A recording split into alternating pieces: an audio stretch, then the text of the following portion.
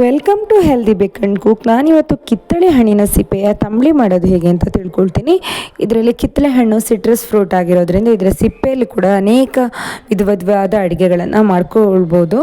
So ಹಾಗಾಗಿ ಹೇಗೆ ಮಾಡೋದು ಅಂತ ತಿಳ್ಕೊತೀನಿ. ನಾನಿಲ್ಲಿ ಕಿತ್ತಳೆ ಹಣ್ಣು ಸೀಸನ್ ಆಗಿರೋದ್ರಿಂದ ಅದನ್ನು ತೆಗೆದಿಟ್ಕೊಂಡು ಸಣ್ಣಗೆ ಹೆಚ್ಕೋಬೇಕು.